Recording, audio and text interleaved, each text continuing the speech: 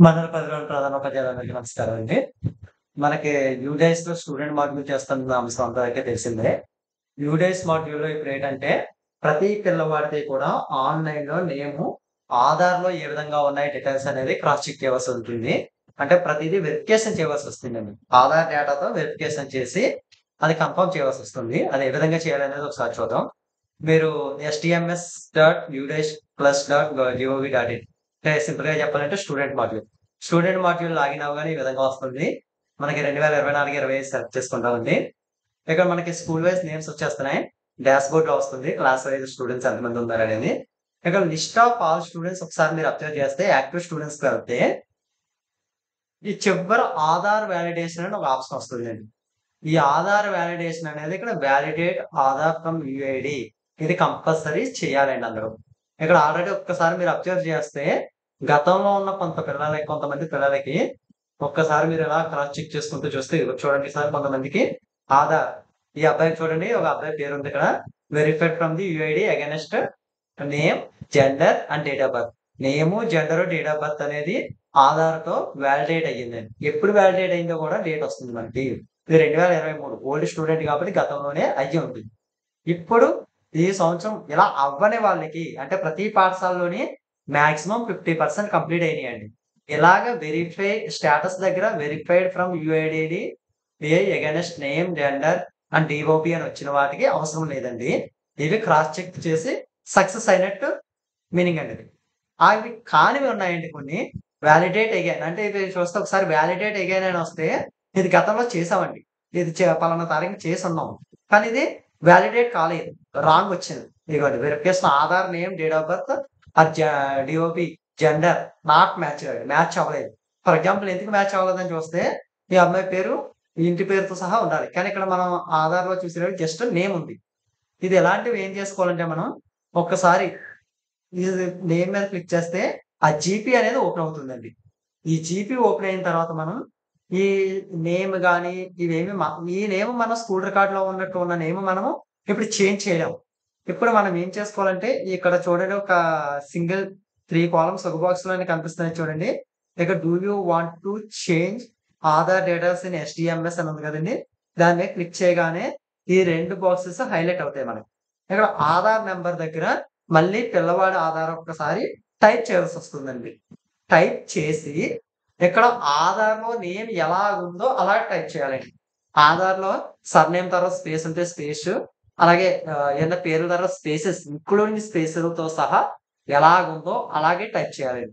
అదే విధంగా ఇక్కడ ఒకసారి జెండరు, డేట్ ఆఫ్ బర్త్ కూడా మనకి రికార్డ్స్‌లో ఇచ్చింది కరెక్ట్ అయితే ఓకే అండి. కొంతమందికి రికార్డ్స్ ఆధార్ ఒకలాగా ఉంటుంది.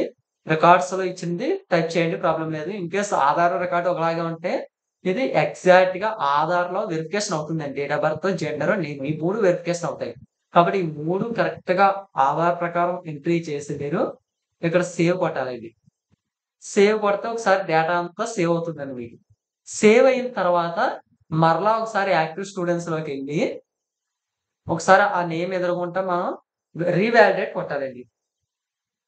రీవాలిడేట్ కొట్టుకోవాలి ఇక్కడ. రీవాలిడేట్ కొడితే అది కూడా స్టేటస్ గ్రీన్‌లోకి రావాలి. ఆ విధంగా అందరివి చేయాలి. ఇవి చెయ్యాలంటే కంపల్సరీ అందరికి ఆహ్, జీపీ అనేది కన్ఫర్మ్‌గా చేయాలి. ఈ సంవత్సరం మనకి ఇందులో పెండింగ్ మనకి 16,000కి 10,000 దాకా కంప్లీట్ అయినాయండి. ఆధార్ వాలిడేషన్ సక్సెస్ అయింది. ఇంకా 6,000 పేర్లు వాలిడేషన్ అనేది చేయలేదు. 2,300 దాకా వాలిడేషన్ ఫెయిల్ అయినాయి.